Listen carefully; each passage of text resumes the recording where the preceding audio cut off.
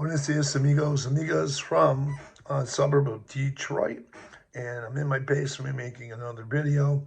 And what I'm going to talk about is moving sports equipment down to Mexico.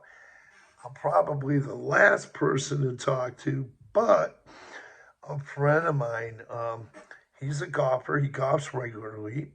He knows I'm not a golfer, but he asked me if I knew how people transport there. He's just curious. How do they get their golf equipment down there? Do they bring it in their car? Is there an extra tax or there's taxes on it? How much can you bring?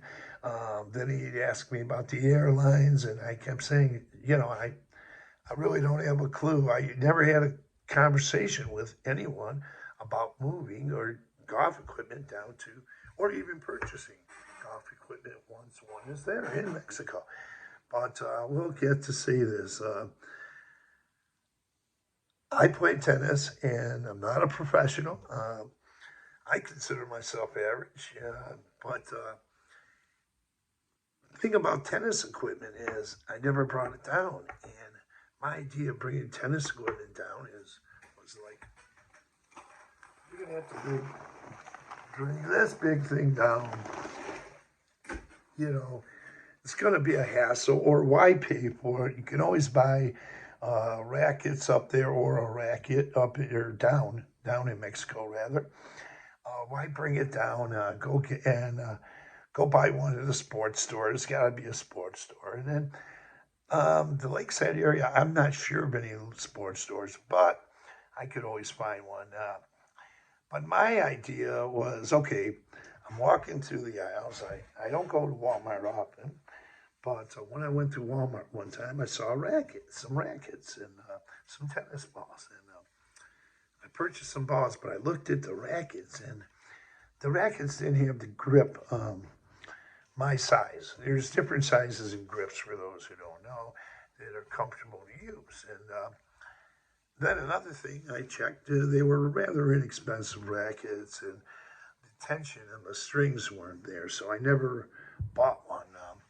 Now, a friend of mine, she told me she would bring one and we'd play, and she showed me one. One time she had a couple in the plaza, and the grip size wasn't good. So I didn't want to use it and waste my time using it. And so now that I'm back, I'm doing a little thinking, and what do I do? Do I bring this, how do I get this to? And it just dawned on me the other day. I was thinking about it. When I go back to Mexico, I'm going to want to bring something, at least one racket. And it fits in my Samsonite luggage. I took it and I placed it inside. I pulled my luggage out of the closet, placed this in the bottom of the luggage, and it fits. And it even fits in a sleeve. So if one is worried and they want to give it a little more protection, you could put it in a sleeve.